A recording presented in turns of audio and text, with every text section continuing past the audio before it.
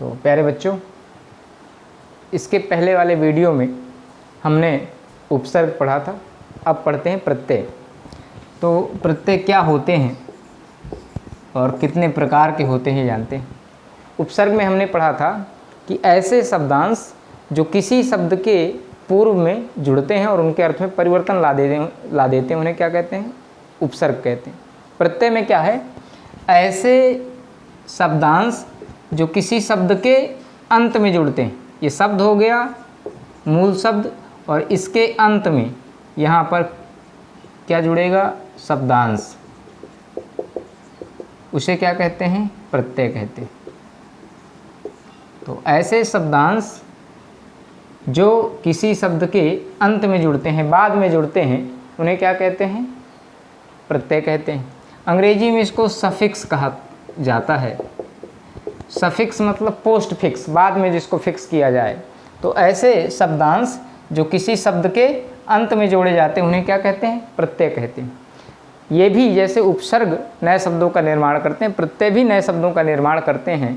और ठीक ये भी 3 प्रकार से परिवर्तन करते हैं। एक विलोम शब्द बनाते हैं, दूसरा पर्याय बनाते हैं और तीसरा विशेषण बनाते हैं। तो ये मुख्य रूप से इस तरह से 3 प्रकार से चेंजेज होते हैं, परिवर्तन होते हैं। अब प्रत्यय कितने प्रकार के हैं? प्रत्यय बेसिकली 2 प्रकार के होते हैं। पहला है कृत प्रत्यय और दूसरा है तद्धित प्रत्यय। तो पहला है कृत प्रत्यय, दूसरा है तद्धित प्रत्यय। जैसे कि नाम से ही पता है, कृत मतलब क्रिया, कृत मतलब क्रिया। तो ऐसे शब्दांश जो क्रिया के धातु रूप के अंत में, किसके रूप में, धातु रूप, जो धातु रूप होते हैं क्रिया के, वर्ब, अंग्रेजी में कहें तो वर्ब का जो रूट होता है उसको हिंदी में क्या कहते हैं, धातु रूप कहते हैं। तो जो धातुओं के अंत में, क्रियाओं के अंत में जो शब्दांश जोड़े जाते हैं उन्हें क्या कहते हैं, कृत प्रत्यय। इसीलिए इनको क्या कहा जाता है, कृदंत कहा जाता है। दूसरे शब्दों में क्या कहा जाता है, कृदंत। कृदंत मतलब क्रिया के अंत में। तो ऐसे प्रत्यय जो क्रिया के अंत में जोड़े जाते हैं उन्हें क्या कहते हैं, कृदंत प्रत्यय कहते हैं। अब कौन कौन से कृत प्रत्यय हैं, कौन कौन से तद्धित प्रत्यय हैं, वो देखते हैं। अब तद्धित प्रत्यय किसे कहते हैं, ऐसे प्रत्यय जो संज्ञा, सर्वनाम, विशेषण आदि के अंत में जोड़े जाते हैं उन्हें क्या कहते हैं, तद्धित प्रत्यय। मतलब अगर यूँ समझ लें सरल शब्दों में कि जो क्रियाओं के अंत में जो शब्द जुड़ेंगे, जो शब्दांश जो क्रियाओं के अंत में जो शब्दांश जुड़े होंगे उन्हें क्या कहेंगे, कृदंत प्रत्यय या कृत प्रत्यय कहेंगे। इसके अलावा जो कुछ भी बचा वो सब किस में आ जाएगा, तद्धित प्रत्यय में। क्रिया के अंत में जो शब्दांश जुड़ेंगे वो कृत प्रत्यय, इसके अलावा जो कुछ बचेगा वो सब क्या हो जाएगा, तद्धित प्रत्यय। तो संज्ञा, सर्वनाम, इस तरह के जो शब्द हैं उनके अंत में जो प्रत्यय जुड़ेंगे क्या हो जाएंगे, तद्धित प्रत्यय। अब आइए देखते हैं कुछ प्रत्यय महत्वपूर्ण हैं और कैसे उनके साथ हम जोड़ते हैं प्रत्यय और नया शब्द क्या बनता है। तो पहले हम लेते हैं तद्धित प्रत्यय। पहला क्या है, पहले लेते हैं कृत प्रत्यय ले लेते हैं। पहले क्या लेते हैं, कृत प्रत्यय। कृत प्रत्यय में पहला क्या है, तैरना क्रिया है। क्रिया क्या है, तैरना।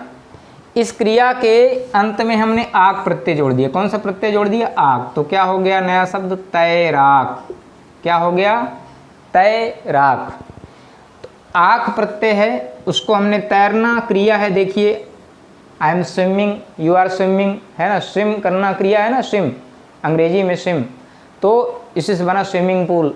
तो तैरना क्रिया है, तैरना क्रिया में हमने आक प्रत्यय जोड़ दिया, क्या बन गया, तैराक।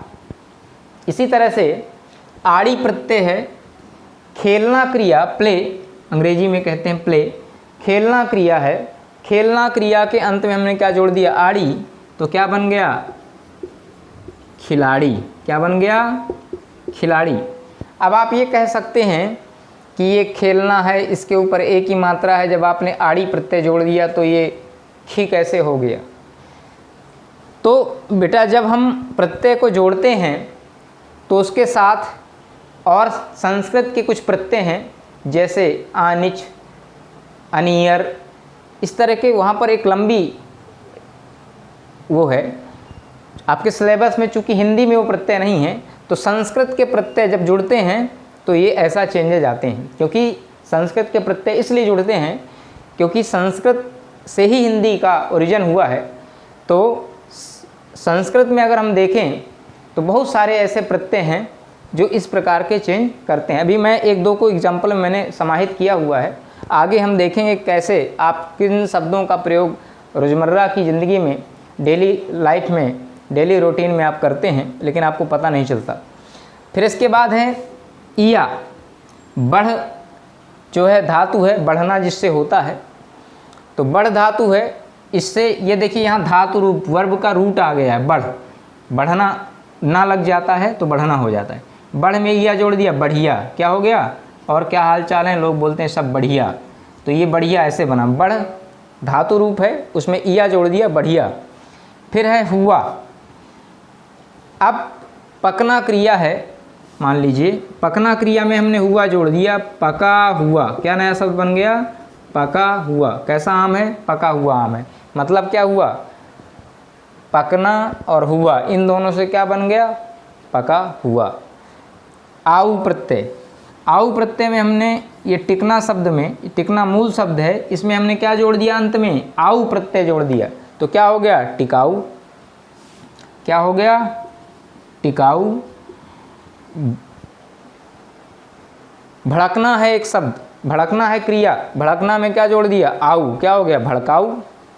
इसके बाद क्या है, वन, कौन सा प्रत्यय, वन। सुहाना, सुहाना क्रिया है, सुहाना में वन जोड़ दिया, क्या हो गया, सुहावन। सुहाना में क्या जोड़ दिया, वन जोड़ दिया, सुहावन। इसके बाद है चाटना, एक क्रिया है चाटना, चाटना क्रिया में हमने नी प्रत्यय जोड़ दिया, ये नी प्रत्यय जोड़ दिया तो क्या बन गया, चटनी। क्या बनेगा, चटनी।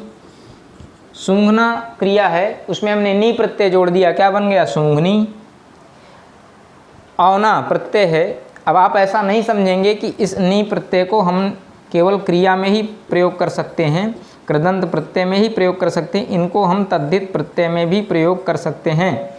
ऐसा कोई बाण नहीं है कि हम किसी प्रत्यय का प्रयोग तद्धित में ही करें, उनका कृत में ना करें, और जिनका कृत में करें उनका तद्धित में प्रयोग ना करें। ऐसा कोई बाण नहीं है, ऐसी कोई व्यवस्था नहीं है, हम प्रयोग कर सकते हैं। तो तद्धित प्रत्यय में भी इसका प्रयोग कर सकते हैं। तो चाटना, चटनी हो गया। औना प्रत्यय, औना प्रत्यय है, इसको हमने खेलना, जो शब्द क्या है, मूल शब्द क्या है, खेलना, और ये मूल शब्द क्या है, क्रिया शब्द है, तो खेलना में औना जोड़ दिया, क्या हो गया, खिलौना। क्या बनेगा, खिलौना बनेगा। इसके बाद दौड़, दौड़ना जो है एक क्रिया होती है, और दौड़ना का जो मूल धातु होती है दौड़, दौड़ में आ प्रत्यय जोड़ दिया तो क्या हो गया, दौड़ना जो है, दौड़ना में आ प्रत्यय जोड़ दिया तो क्या हो गया, दौड़। दौड़ना जो है क्रिया है, और इस दौड़ना क्रिया में अगर हम ऐसे देखें, क्रिया क्या है, दौड़ना, इसमें क्या आप जोड़ेंगे, आ प्रत्यय जोड़ देंगे तो क्या बन जाएगा, दौड़। फिर वो जो ना है, वो जो ना, दौड़ना का ना है, ये अदृश्य हो जाएगा, ये विलुप्त हो जाएगा, और बन क्या जाएगा, दौड़। इसके बाद है घेरना, घेरना में आ प्रत्यय जोड़ दिया, तो जब हम घेरना में आ प्रत्यय जोड़ देंगे तो क्या बन जाएगा, घेरा। उसने घेरा डाला, है ना, भारतीय सेनाओं ने चीन की सीमाओं पर घेरा डाला, तो घेरना में आ प्रत्यय जोड़ा तो क्या हो गया, घेरा। फिर मिलना में आप जो प्रत्यय है उसको जोड़ दिया, एक प्रत्यय है क्या, आप, तो मिलना में जब आप हम जोड़ेंगे तो क्या हो जाएगा, मिलाप। तो ये क्रिया का जो ना है वो हट जाएगा, क्या बन जाएगा, मिलाप। नी, नी प्रत्यय है, करना, करना क्रिया में नी प्रत्यय जब हम जोड़ेंगे तो क्या हो जाएगा, करनी। है ना। लड़ना में नी प्रत्यय जोड़ देंगे, क्या हो जाएगा, लड़नी, है ना। तो ये हम ऐसे कुछ कृदंत प्रत्यय हैं, हमने उनका प्रयोग करके देखा। अब आगे बात करते हैं, हमारे पास तद्धित प्रत्यय हैं और इन तद्धित प्रत्ययों को हमने इधर लिखा है। जैसे ढोल, ढोल क्या है, एक संज्ञा शब्द है, तो ढोल में का जोड़ दिया, क्या बन जाएगा, ढोलक। छाता में री प्रत्यय जोड़ देंगे, छाता में क्या जोड़ेंगे, री प्रत्यय, तो क्या हो जाएगा, छतरी। ईया, डिब्बा में ईया प्रत्यय जोड़ देंगे, क्या बनेगा, डिबिया। बूढ़ी में ईया प्रत्यय जोड़ेंगे, क्या होगा, बुढ़िया। चोटी में ईया प्रत्यय जोड़ेंगे, क्या होगा, चुटिया। तो यहाँ 3 बता दिए मैंने, चुटिया, बुढ़िया और डिबिया। एक और शब्द याद आ गया, लोटा में ईया जोड़ देंगे तो क्या बनेगा, लुटिया। तो इस तरह से आप बना सकते हैं। इसके बाद हाल, नाना धन हाल, तो क्या बनेगा, ननिहाल। एक हाल प्रत्यय है, नाना संज्ञा है, नाना में हाल जोड़ देंगे, क्या बनेगा, ननिहाल। माफ़ कीजिएगा, नाना में हाल नहीं जोड़ना है, नाना जी के पास आप चले जाओ, उनमें हाल जोड़ के चले आओ। वास्तव में कहने का आशय ये है कि नाना जो शब्द होगा उस शब्द में क्या जोड़ना है, हाल प्रत्यय जोड़ना है। मेरे कहने का आशय है, ध्वन्यार्थ कुछ और निकल रहा है। आल, ससुर में आल जोड़ना, ससुर एक शब्द है, इस ससुर शब्द में आल प्रत्यय जब जोड़ेंगे तो क्या बन जाएगा, ससुराल। इसके बाद लखनऊ एक शब्द है, इसके पहले इस ये जो ई प्रत्यय लिखा हुआ है, तो ई प्रत्यय को किस में जोड़ेंगे, लखनऊ में। तो लखनऊ के बाद लखनऊ में जब हम ई प्रत्यय जोड़ देंगे तो क्या बन जाएगा, लखनवी। क्या बन जाएगा, लखनवी। क्लास 10th में एक चैप्टर है लखनवी अंदाज, है ना। तो लखनऊ में ई प्रत्यय जोड़ेंगे तो क्या हो जाएगा, लखनवी। देखिए यह एक शब्द है, क्या, यह, ये सर्वनाम शब्द है। यह में हमने आ प्रत्यय जोड़ दिया, क्या हो गया, यहाँ। क्या हो गया, यहाँ। त्रा एक शब्द है, एक, एक में त्रा प्रत्यय जोड़ देंगे, क्या बन जाएगा, एकत्र। एक में क्या प्रत्यय जोड़ देंगे, त्रा। यह सर्वनाम शब्द है, यहाँ पर आ प्रत्यय जोड़ देंगे, क्या हुआ, यहाँ। एक में त्रा प्रत्यय जोड़ देंगे, क्या हो गया, एकत्र। इसी तरह सर्व में, सर्व भी एक सर्वनाम शब्द है, त्रा प्रत्यय जोड़ देंगे, क्या हो गया, सर्वत्र। तो ये संज्ञा सर्वनाम पर हमने कुछ तद्धित प्रत्यय, कुछ शब्दांश जोड़े तो क्या बन गया, तद्धित प्रत्यय। ये यहाँ आप जो देख रहे हैं इस तरफ, ये सारे के सारे तद्धित प्रत्यय के एग्जाम्पल हो गए, ये इधर कृत प्रत्यय के एग्जाम्पल हो गए। अब इसके बाद बात करते हैं उर्दू और उर्दू के अरबी फारसी के प्रत्यय, या यूँ कह लें विदेशी भाषाओं के प्रत्यय। तो उसमें अरबी फारसी भी आ जाएगी, अंग्रेजी भी आ जाएगी, सभी कुछ आ जाएगा।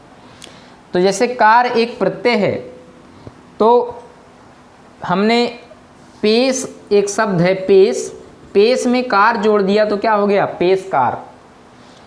दर एक शब्द है, एक शब्द क्या है, दर, दर में हमने बान प्रत्यय जोड़ दिया, क्या हो गया, दरबान। ठीक है, दर में हमने क्या जोड़ दिया, बान प्रत्यय जोड़ दिया, क्या हो गया, दरबान। एक प्रत्यय है बान, बान गिरे शब्द में हमने बान जोड़ दिया, क्या हो गया, गिरे बान। गार है, मदद के शब्द के अंत में हमने जोड़ दिया गार, मददगार। तलब शब्द के अंत में जोड़ दिया, तलबगार। याद शब्द के अंत में जोड़ दिया एक प्रत्यय गार, क्या हो गया, यादगार। इसी प्रकार से नशीन, पर्दा शब्द है, मूल शब्द क्या है, पर्दा, इसके बाद हमने क्या जोड़ा यहाँ पर, नशीन, तो क्या बन गया, पर्दा नशीन। साज सब, साज एक प्रत्यय है, घड़ी के बाद जोड़ दिया घड़ी साज, घड़ी साज। इसके बाद है नामा एक प्रत्यय, तो इकरार शब्द के बाद हमने जोड़ दिया इकरार नामा, है ना, इकरार नामा। तो ये नामा प्रत्यय है। इसके बाद हम आते हैं अंग्रेजी के कुछ प्रत्यय देख लेते हैं। अंग्रेजी भाषा के भी कुछ प्रत्यय हैं जिनको हम हिंदी में प्रयोग करते हैं आम बोलचाल की भाषा में। अंग्रेजी भाषा में जैसे है एक प्रत्यय है अर, जो पेंट करता है तो पेंट प्लस अर प्रत्यय जोड़ दिया, क्या बन गया, पेंटर। ठीक है, इसी तरह से आइट, आइट एक प्रत्यय है। नक्सल आप ने नाम सुना होगा नक्सल प्रभावित जो क्षेत्र हैं, तो नक्सल में आइट जोड़ दिया तो क्या हो गया नक्सलाइट। नक्सल प्लस जब आइट आप जोड़ेंगे, प्रत्यय, ये प्रत्यय है, ये मूल शब्द है, ये प्रत्यय, ये प्रत्यय है, ये मूल शब्द है। तो नक्सल में जब आइट जोड़ेंगे तो क्या हो जाएगा नक्सलाइट। क्या हो जाएगा नक्सलाइट। इसी तरह से हम इज्म, एक प्रत्यय क्या है इज्म, क्या प्रत्यय है इज्म। अब एक शब्द है जैसे कम्यून है ना, कम्यून, कम्यून में जब इज्म जोड़ेंगे तो कम्यूनल है, कम्यूनल, कम्यूनल में जब हम इज्म जोड़ेंगे तो हो जाएगा कम्युनलिज्म। क्या हो जाएगा कम्युनलिज्म, है ना। इसी तरह से जनरलिज्म।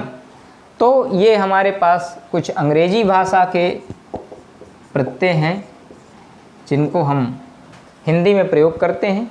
वास्तव में ये अंग्रेजी भाषा के ही शब्द हैं, चूँकि हम हिंदी में उनको प्रयोग करते हैं। बहुतायत ऐसे के ऐसे ही लिखा आप किताबों में भी पाते हैं, साहित्य में भी पाते हैं, इसलिए हम इनको हिंदी में भी उपसर्ग में पढ़ते हैं और प्रत्यय में भी पढ़ते हैं। तो अभी तक का जो भी सारांश है उपसर्ग प्रत्यय चैप्टर में हमने जो कुछ भी पढ़ा, मैं एक बार पुनः उसको समराइज़ कर देता हूँ कि अभी तक हमने कल और आज के वीडियोज़ में, ऑनलाइन क्लासेज में हमने क्या क्या पढ़ा। तो अगर एक समरी के रूप में मैं लिख दूं बहुत आसान शब्दों में, तो सबसे पहली चीज़ हमने पढ़ा उपसर्ग और प्रत्यय ये वास्तव में क्या हैं, ये पढ़ा।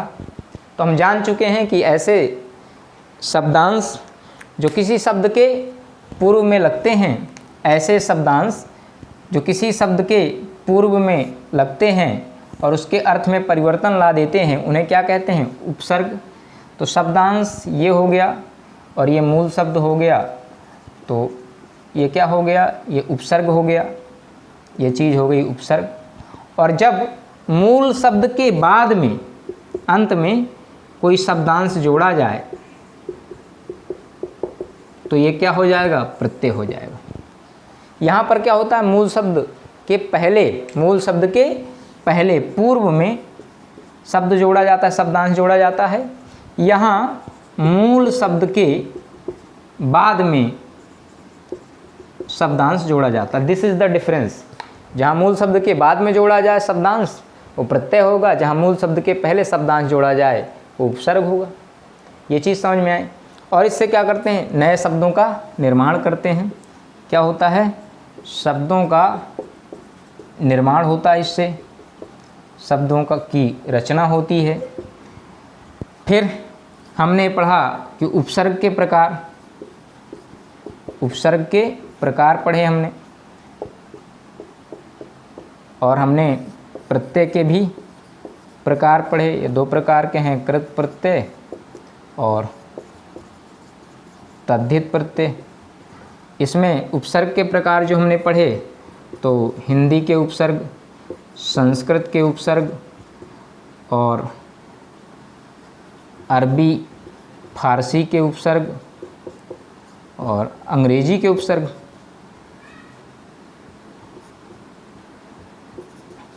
इसी तरह से कृत प्रत्यय हमने पढ़े और तद्धित प्रत्यय पढ़े। यहाँ भी है हिंदी के उपसर्ग जो है, संस्कृत के उपसर्ग और विदेशी भाषाओं के उपसर्ग।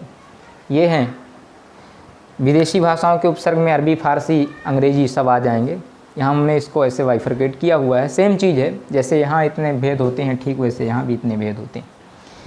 तो आपसे एग्ज़ाम में प्रश्न क्या क्या पूछे जा सकते हैं। पहला, एक मूल शब्द दिया जाएगा और बोला जाएगा कि इसमें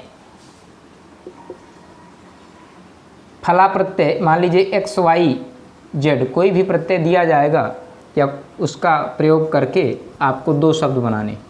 एक प्रत्यय दिया जाएगा और बोला जाएगा इन प्रत्यय का प्रयोग करके कोई दो शब्द बनाइए, कोई दो शब्द बनाइए। 2 प्रत्यय आपको दे देंगे और बोल देंगे कि इन प्रत्यय का प्रयोग करके 2 शब्द बनाइए। मान लीजिए मैंने लिख दिया इया, इया प्रत्यय का प्रयोग करके फॉर एग्जाम्पल इया प्रत्यय का प्रयोग करके 2 शब्द बनाइए। एक तो इस तरह आ जाएगा।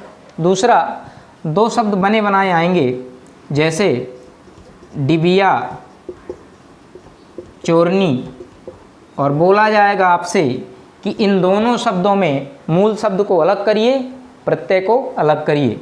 तो आप लिख देंगे कि डिब्बा धन इया, चोर धन नी। तो ये एक तरह से इस तरह से आ जाएगा। तो 1 और 2, ये 2 प्रकार से आपसे प्रश्न पूछे जाएंगे। ठीक इसी तरह से उपसर्ग में भी ऐसा किया जाएगा। 1-2 उपसर्ग दे देंगे, जैसे प्र धन अध, प्र और अध, 1 और 2 उपसर्ग दे दिए गए। और आपसे कहेंगे, प्रश्न पत्र में पूछा जाएगा, आपसे क्वेश्चन पेपर में लिखा रहेगा कि इन 2 उपसर्गों का प्रयोग करके कोई 2 शब्द बनाइए। तो आप दोनों का प्रयोग करके 2 शब्द बनाएंगे। या फिर ऐसा रहेगा, एक शब्द दिया जाएगा, मान लीजिए दिया गया अधपका और